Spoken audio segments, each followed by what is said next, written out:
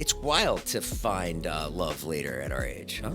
She'll correct me all the time. I'm like, you know me, I'm a fucking loser. She'll be like, we don't speak that way. Yeah. Bruce Lee used to say, whatever you put out, whatever you say, your brain believes. How was getting a vasectomy? It was fine. What do? They cut right here? Where? Where are you pointing? Oh no, they opened up my scrot. Oh, they go into your scrot? I love that bit, and he's got a great bit. He goes, it would be like my last day of prison, shivving somebody with a knife. Yeah. We're going to have more kids. Are you really?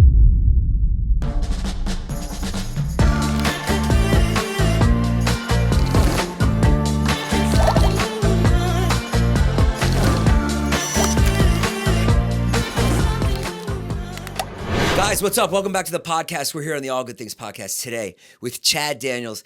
Incredible new special on Netflix, Empty Nester. I just watched it. Chad, I related to it incredibly. My son is going to college. Yeah, and not close. What's that? Not close either. No, going to New York. Across the country. And I was telling Steve Trevino this because he was here. Your kind of comedy is my favorite. It's just my favorite kind of comedy. I love like stuff about the kids, sure, stuff about family, stuff about growing up. I think we have a lot in common, the way we grew up, maybe similar things about our dads. Yeah. And it's just my favorite. I don't like political stuff. I don't watch The Daily Show or John Oliver or anything like that. But that's really like what you do is I really respect it, and I really love the way you find thanks. So many funny things. Well, thanks. Yeah, I mean, my kids have been an inspiration for a lot of bits. They're 20 and 24. They've grown up, and now that's what the special's about, right? Yeah, it's about them leaving and just how difficult I thought it was going to be. And then I got a girlfriend and how awesome I found out it could be, like all that shit. So yeah, well, I have that too. I got remarried, and Naveen is working the cameras today, guys. And we got married in January. Oh, congrats. Yeah. And fresh. It's wild to find love later at our age, huh? It is, yeah. And I don't know, I'm just talking with my girlfriend about this. It's like coming in with kids that are older too. Yeah. So it's, if you get a puppy and a kitty, they're probably going to be best friends. Yeah. But you get a dog and a cat, and you merge them, it's going to take a while. So I don't know how it's been for you guys. Well, she's incredible. She's just like, she just owns the room anywhere she goes, and she's so positive that the kids love her. They love her to death. That's awesome. Yeah. We went out to dinner last night. And like she's getting my son her driver's license now. What else? Took Charlie to get her nails the other day. We're best friends. They see me as the mom and the dad. Oh, that's awesome. She said they see me as the mommy and the dad. It's because I'm always working.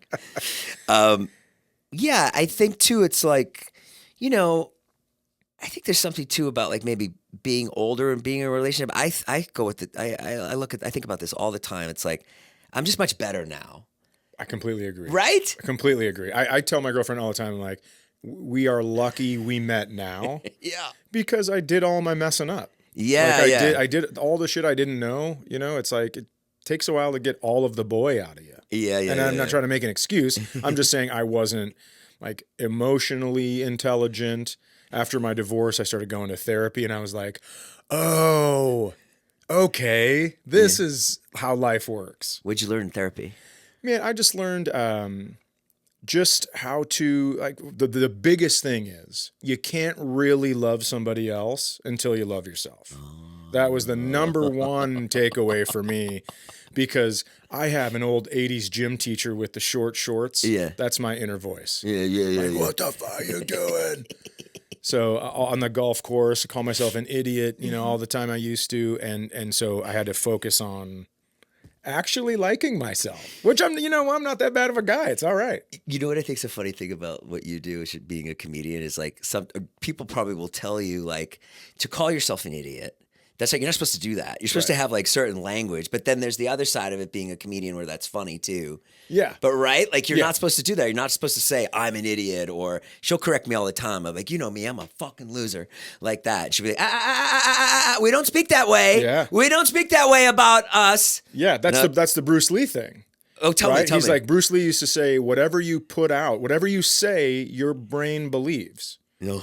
I mean, the big thing is, right, it's like your brain's a computer. So whatever information you give it, that's how it's going to write the narrative. So if you're calling yourself an idiot, you're your computer's going to write this whole story about how you're an idiot. Yeah. So it's tough. But you're right about doing stand-up. Yeah. Because if you're not critical of yourself, you don't get better. And so it's such a weird balance. Yes. Where I give myself 5 minutes after a show to just be like, oh, nice try, dipshit.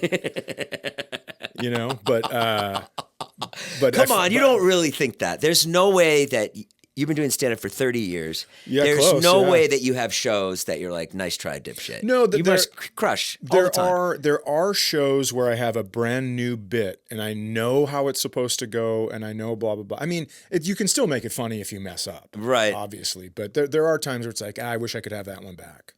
Just for that 1 4-minute chunk. I love the bit we were talking about in your special. Go watch the special, guys. It's so good. But I love the bit where you take your daughter to school and then you get this emotion like you're going to be sad. You want to cry in front of her. And then instead what comes out is rage. Yeah. Right? Yeah. So true. That's just, I mean, I love that bit. Yeah. It's what is that? Why do we do that? I think it's because you're not allowed to be sad. Yeah. You're not allowed to be embarrassed. Yeah. But if you walk around in a fit of rage, people are like, well, it's just a boy being a boy. Right? Right. So I think we learn then when that's accepted, we learn to work in just that emotion. Yeah. Which is pretty wild because it's such a dangerous emotion.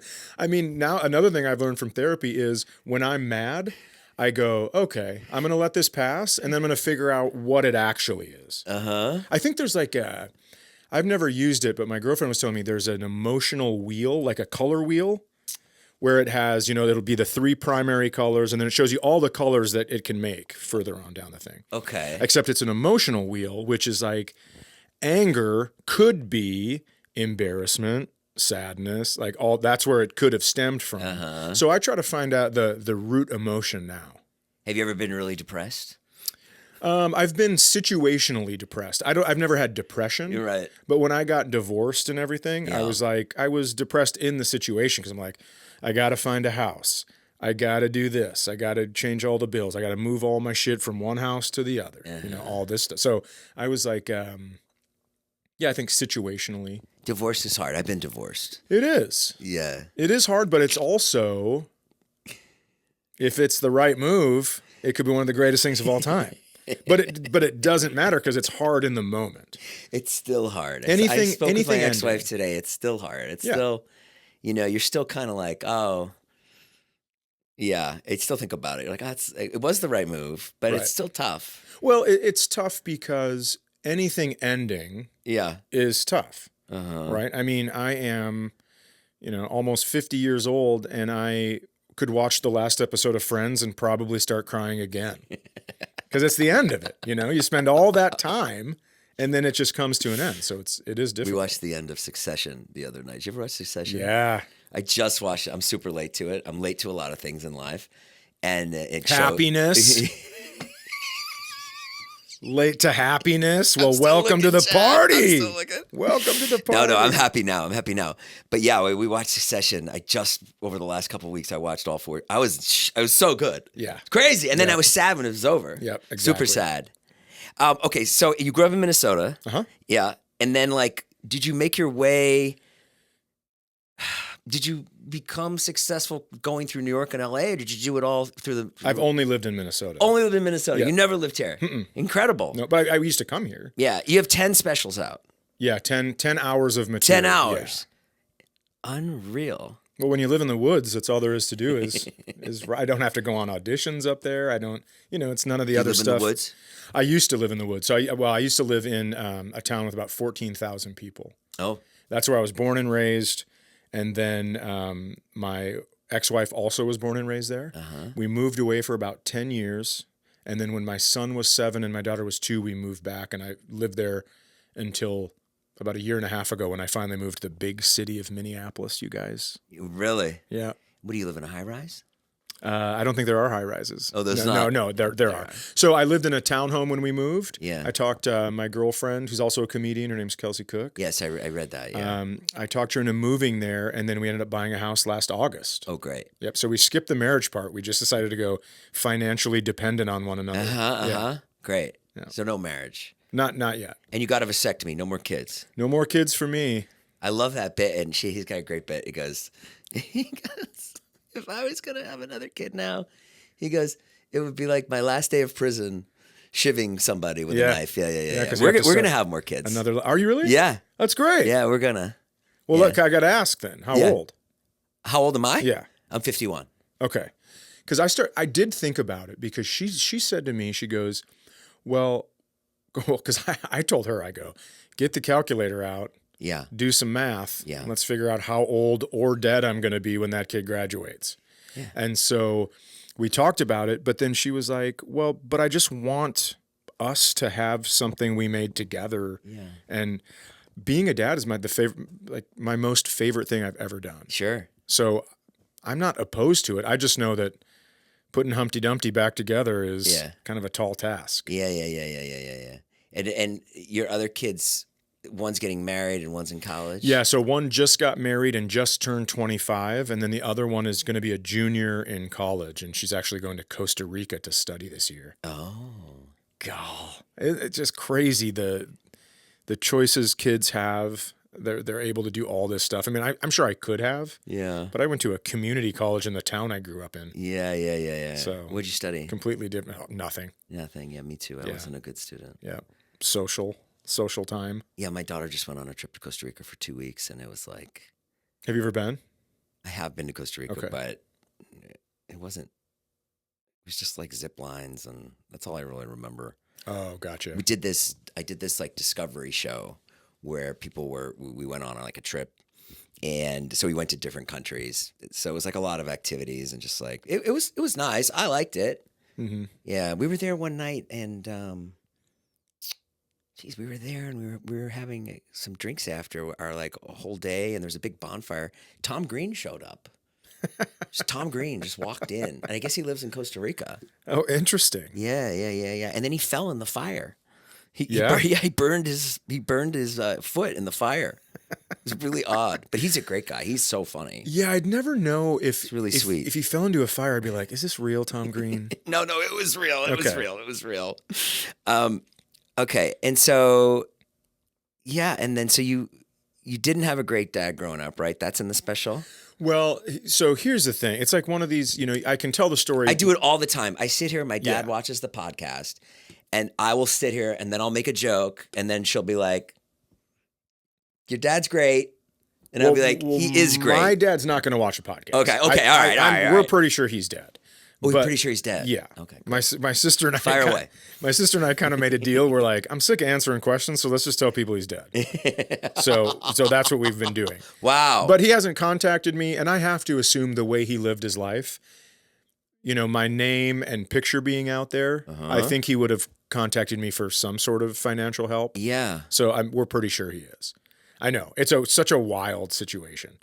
But That's wild. so he, fantastic dad until I was 12 maybe. Yeah. And then he's like, my parents had me when they were 18. Yeah. So he didn't really get to have his childhood, like college years and all that stuff. And so started partying and, when drugs and alcohol and gambling get their hooks on anybody, then, that's kind of it. Right. So then he stole my identity and ruined my credit. He stole my identity so he could get, an apartment to live in, a phone, all that stuff. So when I went to college to get a phone and electric, both companies were like, I don't think so, man. You owe us this much money. I'm like, how? So my mom had to write letters to the companies and say, he's been living with me. This is his dad, blah, blah, blah. Yeah. My dad stole, this is wild. And this is embarrassing, but the sins of our fathers, thank goodness. He had a classmate in high school that died later on, maybe like in his mid-20s, in a motorcycle accident. Yeah. My dad called his family and said, I work for the government. You have some benefits coming because of this accident. I just need his social security number. And then stole his identity. Oh, no. Yeah. So my mom went looking for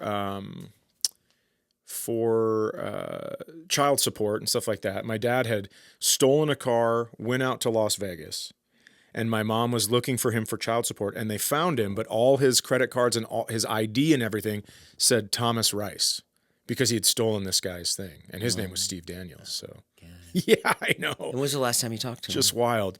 I talked to him. My son was 2. My daughter wasn't born yet, and he came over because he had been living in Las Vegas, and he went to a coin show, and both sides were so there was one side of the dime that had nothing on it, and then both sides that were supposed to be on were stamped on the same side, and it sold for like $5 million or something. Wow. And I had a dollar bill that was like that. I had one that was blank on one side, and both things were whatever. And so he called me and he goes, I need that bill so we can, I'll sell it and we'll split the money. And I was like, please stop calling me. And so he wouldn't stop calling. So I go, here's the deal. I am going to let you come get this. But then as soon as I hand it to you, that's it. No more contact. This is too much. And then he came over and I gave him, but before I gave him the bill, he always used to arm wrestle me and just destroy me. Yeah. And so I'm like, I want a shot at the title. And so I arm wrestled him, which is Wow. probably something for, It's like out of a therapy as well. movie. Yeah. This is like a Robert De Niro, Leonardo DiCaprio movie. Keep going. But that's it. So then who won? Who won the arm wrestle? I won. You took it. I did.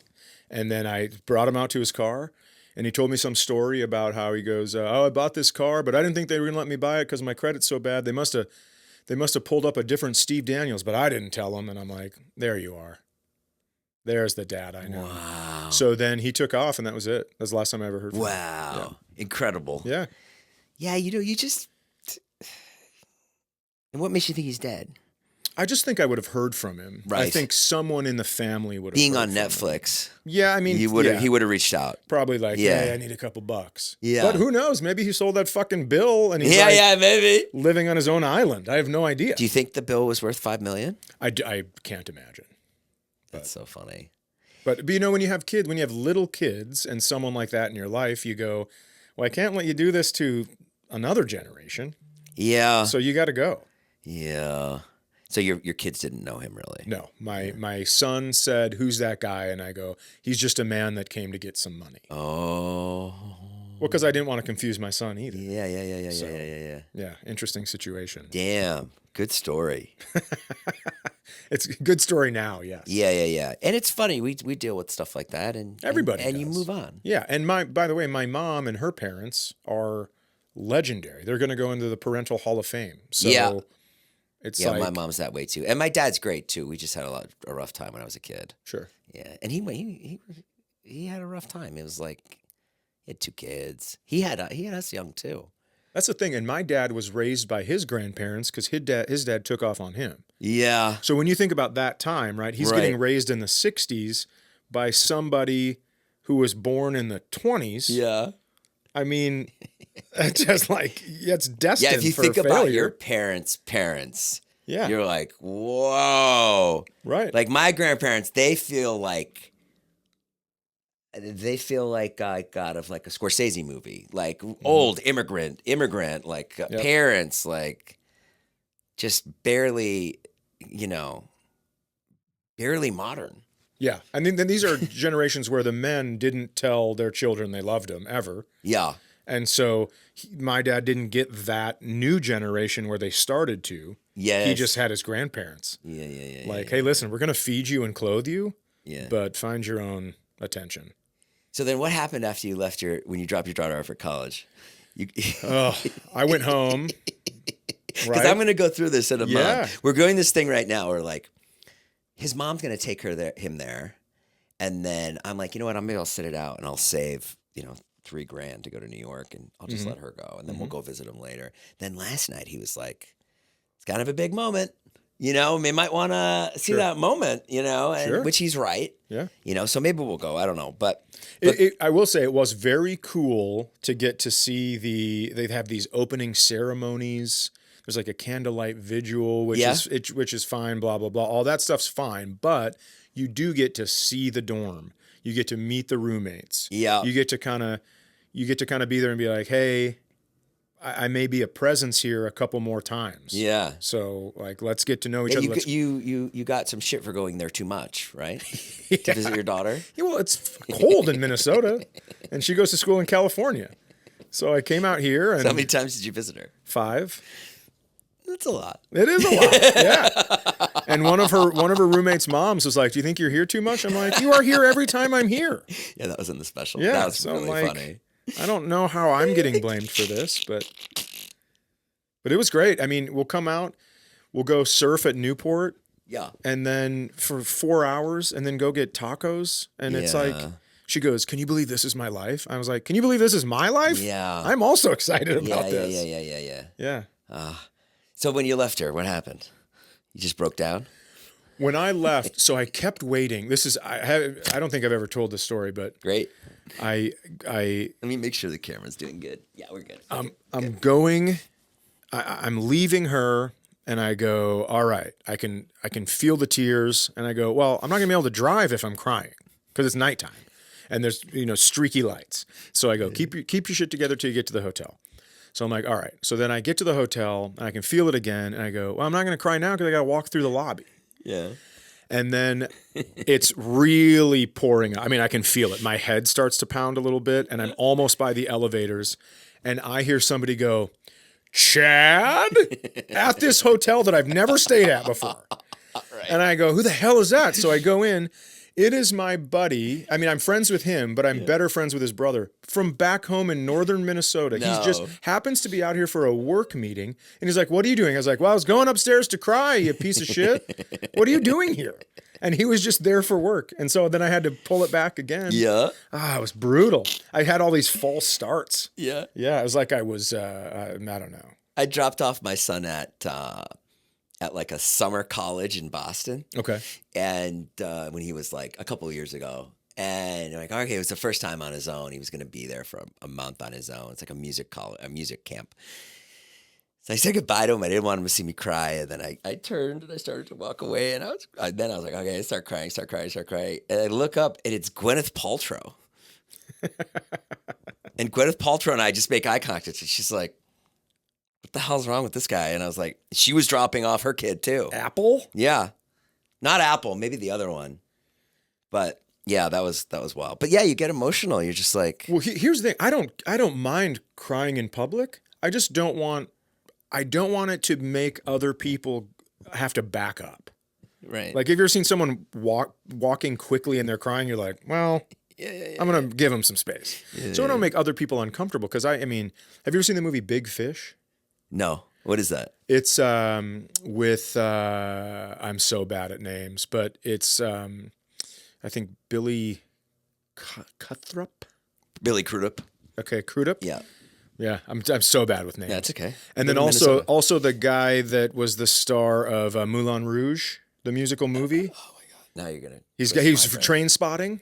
Yeah, Same Ewan guy. McGregor. Ewan McGregor. Yes, yes. So they're in this thing, and it's kind of about sons and dads. Yeah. And so I'd probably still be in the theater crying if they wouldn't have kicked me out. Yeah. I mean, it was, I was heaving. It's so funny when a grown man cries. I know, because you go, well, what could possibly be? You're supposed to be, this. Yeah. We have this idea of what men should be, like chopping down trees and punching concrete. Yeah. And it's just like, well, that one got me. I don't know what to tell you. Right. Big Fish. Yeah. You ever see Pursuit of Happiness? Yes. That one makes me cry. Yeah. That's an insane movie. What a cool story. And then at the end, when the actual guy walks over the hill, Yeah. I thought that was real neat. And he said, I saw something the other day. He was like, it's like, I didn't want to make that movie. Yeah. I don't know why. That's a story that kind of needs to be told. Yeah. When you pull yourself up. But imagine you're making all these like blockbusters and you're just like raking in the money. And then you're like, oh, I'm going to do this one too, which is kind of, I don't know if it's a story that needs to be told. I mean, like it is, but it's not like something that I would necessarily read and be like, oh, this is going to be great. Like it's a very offbeat movie. It's like, it's a guy, he's got a son, he's going to try to get a job. Yeah. When you say it like that. Like there's not much to it. I like the idea of whatever the hell he was trying to sell, some Yeah. copier or something. Yeah. And trying to get the parts to work and locking the bathroom door and just the struggle of it all. And it's a great movie. Yeah. But on paper, I wouldn't necessarily be like, yeah, you got No, to make the this. way you described it. If you came up to me and you go, hey, Chad, do you want to go see this movie? This guy's trying to get a job. I'd be like, no, I don't. We were at dinner last night, and my wife and I, we joined Planet Fitness. Okay. And it's crazy. It's $15 a month. Really? An insane price. I mean, like, it's, first of all, we went in, they told us it was 10. That was what the ad said, right? $10 a month. I was over at Equinox for a while. $300 a month. Yeah, no kidding. So you can do a year at Planet Fitness and not pay as much as 1 month at Equinox. So anyways, we were there last night, and then my daughter gets wind of it. I was like, oh, you should come to Planet Fitness with us. Well, can I get a membership? And I was like, well, I need you to go. Like, I'm not just going to buy a membership if you're going to go once. Yeah, right. Yep. And you got to go like, I'll buy you 1 month. And if you go like 5 times, okay, we'll keep it. And my son asked me, and he's like, how many times have you been? I'm like, I don't know, like maybe once. So far. But no, I've been like 3, 4, 5 times. I don't know. But it's great. $15. I think their whole business model is, someone told me their whole business model is getting people who don't want to work out. Sure. The people who just want the membership so they can say they have a membership. And I bet so it's almost like the, hey, try Paramount Plus for free for 1 week. Yeah. And next thing you know, 2 years later, you're still paying for it. I bet it's like that where you go, well, it's just $15. We don't have to go. Mm-hmm. And they're just raking it in. It's like workout Patreon. Yeah. So do you work out up there in Minnesota? You chop wood? Try to. What do you do? Do try to exercise. We have a gym at the house, and then I stay up at a lake cabin for 3 months during the summer, which is nice. And Aren't you out on the road? A lot of swimming. I try not to work in the summer. No, you don't. Yeah. Look at you. I try to stay up there, and that started just because when the kids were not at school, I wanted to be home the whole time with them instead of, just weekends or I guess during the week. So I started taking the summer off when they were in school and then just kind of kept up the tradition. But this summer, obviously with this Netflix thing and press and all that stuff, I'm out. When you look at this special on Netflix, which is so good, you guys have to watch it, Empty Nester. Yep. And then you look at your first special, maybe it was just an audio album? It was, yep. Okay. So when you look at, do you ever go and look at that first one, to your 10th one, and say like... I have a tough time listening to myself, especially back then. I don't know what happened, but my voice is higher. I don't sound the same. Dave Chappelle's delivery is completely different now. Yeah. Right? Yeah. So, he used to talk like this. He'd be like, man, and now he's down here. Yeah, crazy. And he's very slow and everything's very methodical. Yeah. Yeah, I mean, there's definitely a difference. I was a little more of a machine gun, a little more scared of silence than I am now. Yeah. But, some people will go, hey, man, your first one is my favorite. Yeah? And I go, well, I haven't heard it in 100 years. What's that one called? It's called Busy Being Awesome. Busy Being Awesome. Yeah. And I actually recorded it. Louis C.K. was at Acme. Yeah. And I knew that I wasn't going to be able to get a sold-out room for 2 shows. So instead I go, do you care if I record 2 different half hours and combine them? And he goes, I don't care what you do. And I go, but I'm using you were opening for him? Yeah. Yes. I skipped the most Wow. important detail, but I go, I'm using your crowd. And he goes, yeah, whatever. I don't care. That's really nice. Yeah. Yeah. He's good like that, huh? I mean, that's the only time I've really hung out with him. That was your only time. That week, yeah. But it was that I thought that particular situation, I'm sure other people have some different thoughts. Sure. Perhaps. Sure. But just in that situation, I thought it was very nice. So, so when you put that first album out, like that was it 10, 20 years ago? It was probably, 15-ish. So 15 years ago. So it's that stand-up boom has not happened yet with podcasts, right? And even Netflix for that matter. Right. And is it just kind of like, all right, I put it out and it was basically, let's do the next one. Does anything happen? It wasn't let's do the next one. It was, I was basically wanted something to sell on the road. Yeah. And I didn't want to lug t-shirts around. So I'm like, at least I can say, well, I made this and you can listen to more of my act if you like it. Yeah. And so I think that's what it was more than anything, what it was about. And then your pattern from there is one every 2 years or so? Yeah, pretty close. Yeah. Like I recorded in December of 22, I recorded 2 in one night Yeah. in Madison, Wisconsin. And then 2 specials. Yep. And then 15 months later did Empty Nester. Wow. So I just had a ton of material. I didn't know what to do with it. Right. And I didn't want to keep doing it on the road. So I just was like, well, the camera crew's here. So is that what's up on YouTube? The 2 specials? The first one's up on YouTube, Yep. and the second one will be released a little after this one. So it's not going to be linear necessarily. Oh, wow. Because the one that will get released next is when my daughter is in high school, her last year of high school. Yeah. And this one is about dropping her off and being in college. And Oh, stuff. wow. Yeah. Okay, cool. So be you a have little- it like ready to go. Yeah, it's all set.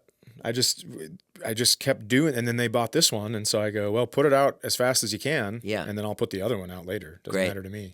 Great. And so then you'll go back on the road in September? Yep. September 13th. Yeah. And your girlfriend's a comedian too, right? She is. Yep. How's Kelsey that? Cook.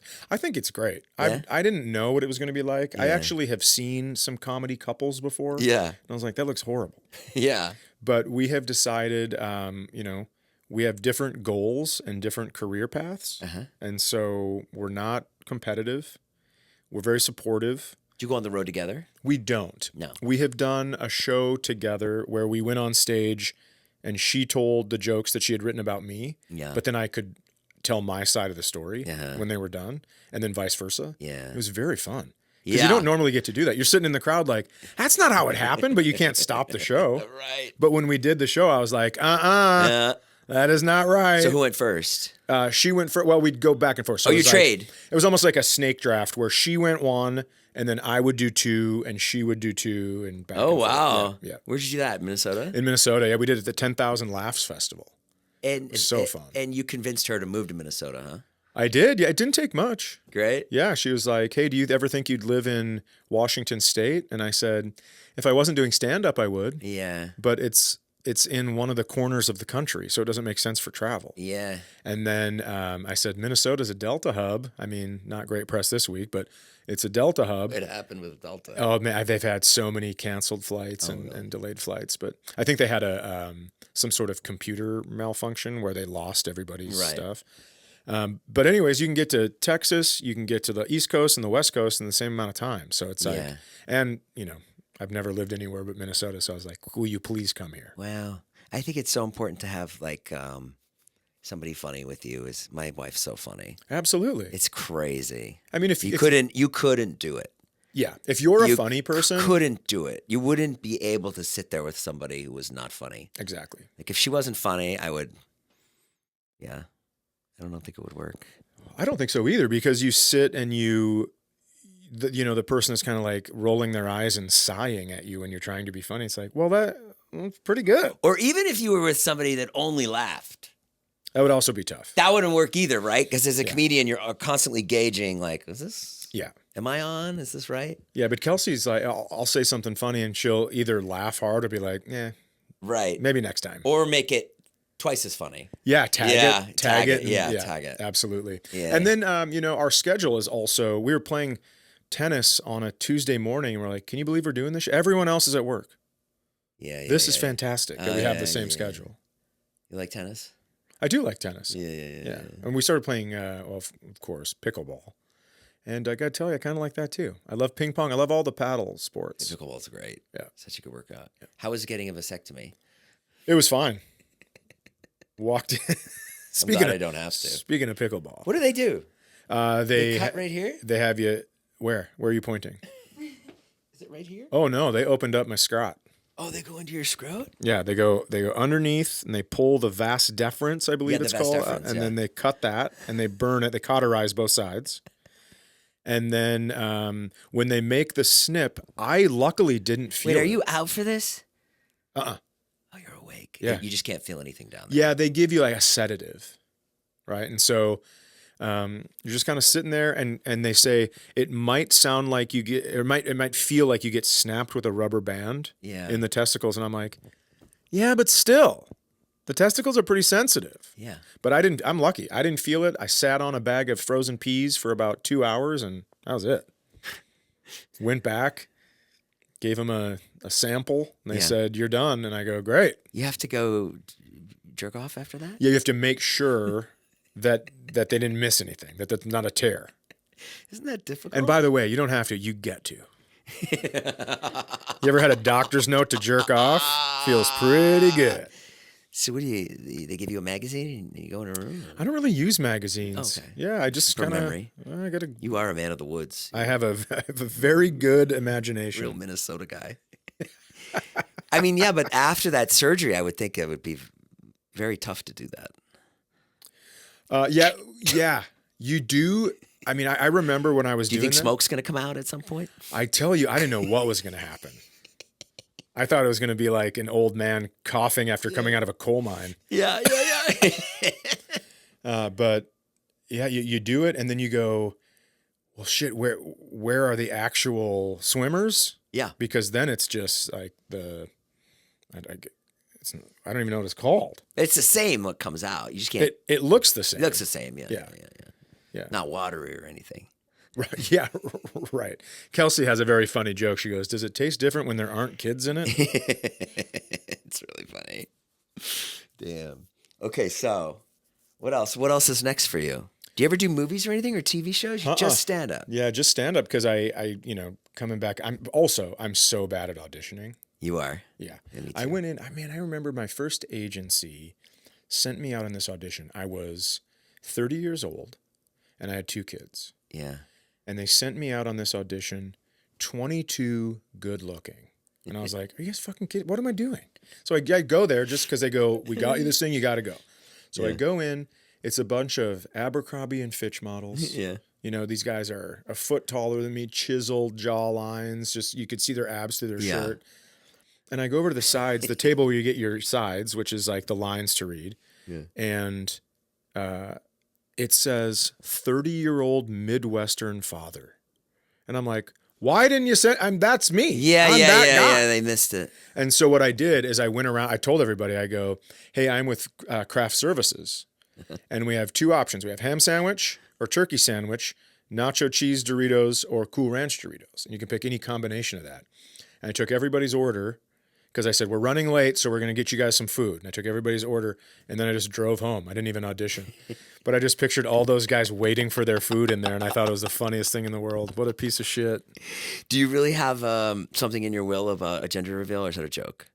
I do, but it has to be in there as a suggestion. Because So tell us exactly what it is. So the joke is that when I die, I'm to be cremated, Yeah. and my ashes are to be dyed pink and blue so they can be used at my grandchildren's gender reveal. Right. And then you fire it off. There's Grandpa. Yeah. Grandpa! But there's, it has to be suggestion Yeah. because you can't make somebody do that. So your kids are going to sit there, and there's going to be a guy with glasses on the bridge of his nose. So your father would like to be, and will your kids do that for you? I hope so. Yeah. I mean, so I brought up cremation with my daughter not that long ago, and she immediately started crying. Oh, okay. She goes, I can't even think about it. And I'm like, well, it's the circle of life. She goes, don't. Right. Lose. But I suppose, talking about parents dying and stuff. Yeah, but you had a long time. I think so. I hope so. Yeah. I'm shooting for 93. I think that's a good 93? goal. Yep. You got a lot Because of time. my dad, so I don't know, like if he died, it would have been drug related. Yep. And then his dad died early, but that was alcohol related. Mm-hmm. And so I didn't really have a lot to go with on that side for life expectancy. Uh-huh. But then my sister's a nurse in Duluth, Minnesota. And she was looking at this chart and it says Ronald Daniels. And so she goes in and she goes, hey, my maiden name is Daniels. And I was just wondering where you're from. And he goes, oh, I'm from Frazee, Minnesota, which is where my dad grew up. Mm-hmm. And she was like, oh, shit. She goes, do you know the Daniels family from Frazee, Steve? And he goes, oh, yeah, that's my nephew. And she was like, wait, what? So we met this Uncle Ronnie, and he lived to be 93, lived in his own house. Oh, wow. Great brain, Yeah. great body still, and just 93 went in, and he goes, I think I'm having a heart attack. And they go, no, you're not. Go home. And he went home and had to finish the heart attack and died. But 93 is pretty good. Well, 93 is nice. I would take 93. Yeah, I would too. Wow. What was I going to say? I forgot. I was going to say something. Damn it. Oh, I was always going to say I like the bit in the special about the accent. My bag. Oh yeah, my daughter. I love accents because I'm from Boston. Oh really? Yeah, and so I love like a Boston accent. I love a Maryland accent, like people that say phone, Water. water, yeah, water, Yeah. yeah, or Long Island accent, Sarah. Instead of Sarah, they say Sarah, like that. I love a Minnesota accent though. I haven't had too much experience with it. Yeah, it can be very thick. So you have people, you know, when the movie Fargo came out and they're like, can you guys believe that they're saying we sound weird in Fargo? And you're like, Yeah. lady, please stop. Is Fargo accurate? I mean, there are some people. Yeah. Yeah. It gets, my son, I have a pontoon boat. Yeah. And he turns it into 3 syllables. He goes, a pontoon. So that's how he says it. Dad, we're going to go out on the pontoon fishing. Okay. Really? Yeah. Your son has the accent, but you don't have it. I tried to get rid of it. Me too. I tried to get rid of it too. Yeah, I can. Yeah, no Boston in that. Yeah. Well, when I was a kid, I wanted to be a sports broadcaster. And so I would sit and I would practice all the time. And I'd be like, Larry Bird had 26 points and 14 rebounds. And I completely got rid of it, which is like a psychotic thing to do. Yeah. And I think there was a part of me that was like, oh, I'm different than these people. You know, I'm going to be different than this accent, which is kind of like a crazy thing to do. I don't know why I did that. I don't know that it is crazy because No. if you want to do something, you can't be up there like, and Larry Bird, this fucking cocksucker. You can't do that when you're on ESPN. I don't know. I think there was something in the back of my mind too that was like, I'm getting out of here. I had the same thought. Yeah. But it wasn't a I'm like anything like I'm better than these people or I don't belong here. It never felt like that. It was just like, I don't want to live here forever. And then I ended up almost living there forever. Yeah. But that was for the kids. But I always saw it like, I just, you know, I knew I wanted to do stand up from the time I was, I don't know, 4. Really? Yeah. My mom, so when I did Comedy Central half hour, my mom brought over the thing, like the questionnaire you fill out in kindergarten. Yeah. And I misspelled comedian, but that's what I wrote for what Really? you want to do when you grow up. Yeah. That's wild. So pretty cool. But I think I always knew I wanted to do it, and I knew I couldn't do it I couldn't start there. Yeah. When did you start? When's the first time you got on stage? May 4th, 98. How old were you? I was, well, let's see, 98, 23. Okay, yeah. Yeah. It's a good age to start, right? Yeah, I tried other things, and I What'd you tried try? to push it back. Bartending. Yeah. I worked at Xerox. I was like the Xerox. overnight guy that would make copies. Yeah. I tried all that shit, and then my buddies brought me to an open mic and signed me up. And they said my name, and I was like, oh man, someone's got my name. And they were like, nice try, go. So I went up and ate shit, but it felt good. It felt good to just get it out of the way, you know, eating shit your first time. And do you talk about politics or anything in your act? So I did a special that's on YouTube called Mixed Reviews. Yeah. And it was almost all politics. It was about how I'm in the middle and you can barely see the left and the right anymore. Yeah.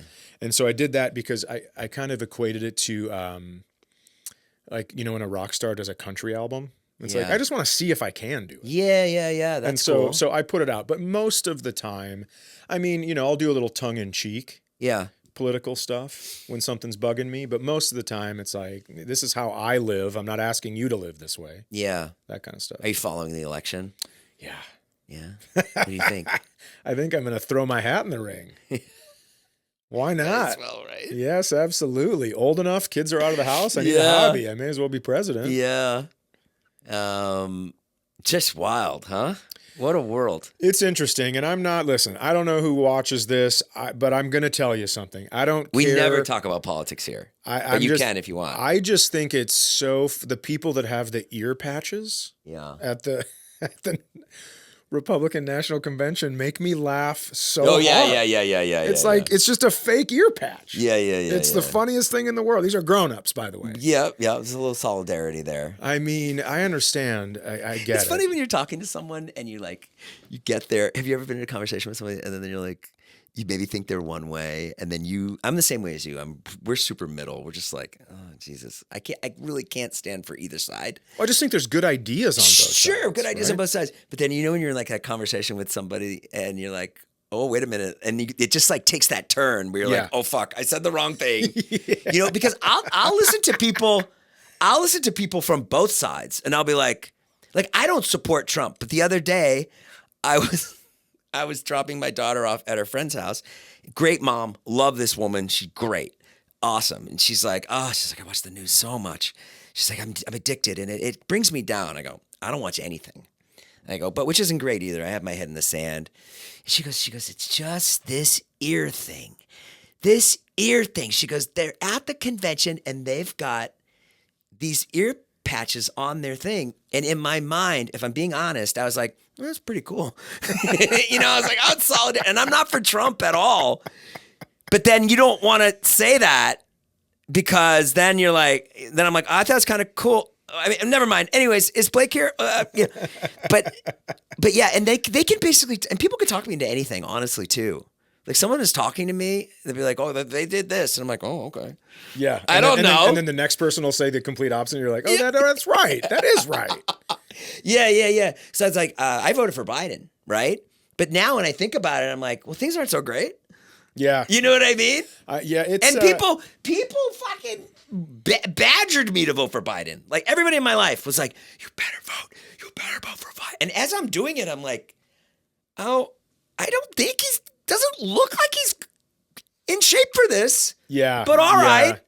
I do and think then now milk is fucking $10. Yeah. know? I think it's milk is $10 or all the judges on the Supreme Court are Republicans. Yeah. It's like, you got to pick your poison. And I don't know. When people ask me, they go, you conservative or liberal? And I go, I am for people having a great life. Yeah. I just don't want to hear about all their feelings all the time. Right. That's my political stance. Yeah. And that puts me on the left, right by the line. Yeah.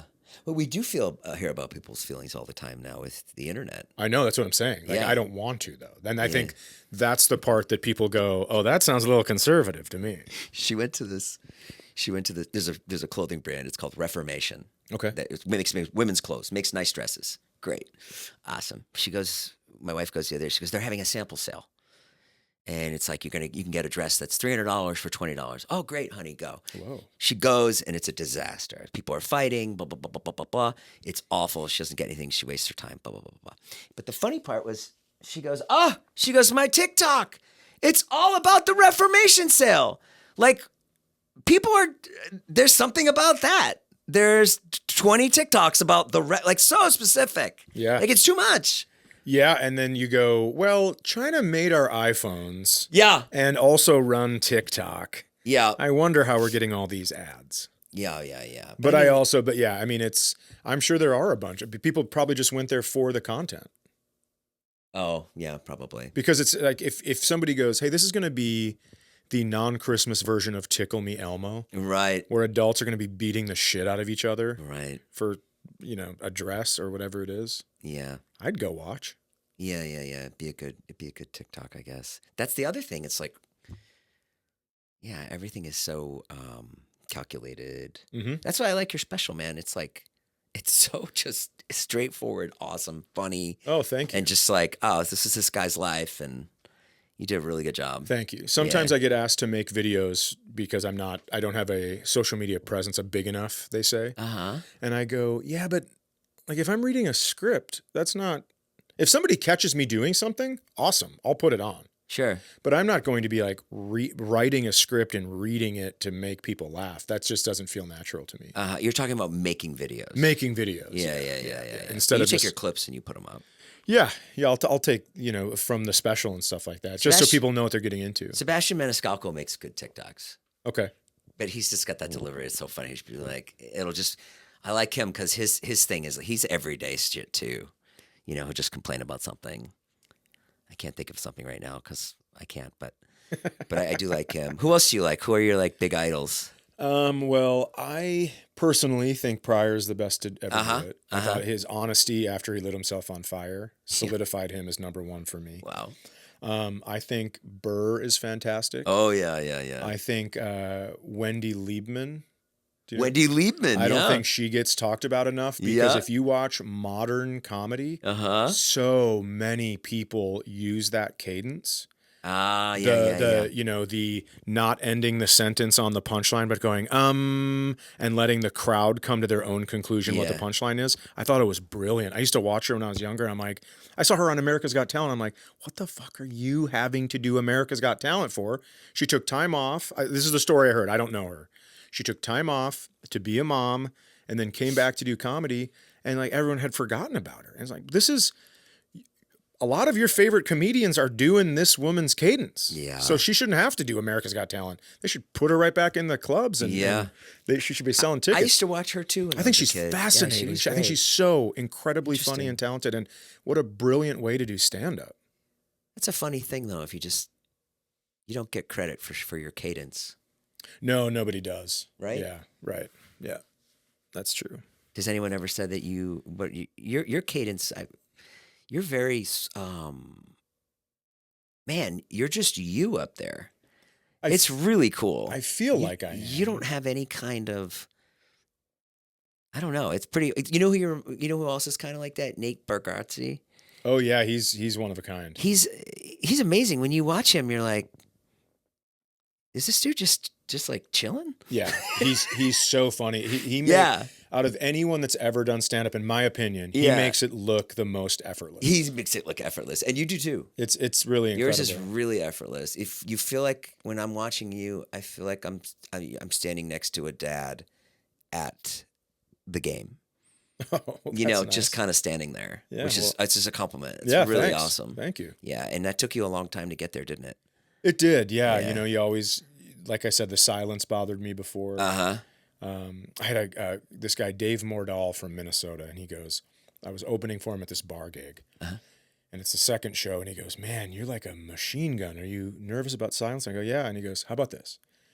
Let's go up and let's see who can tell the longest story without a punchline. Because he goes, silence isn't bad in comedy. If you have their attention, you're winning. Yeah. They don't always have to be laughing.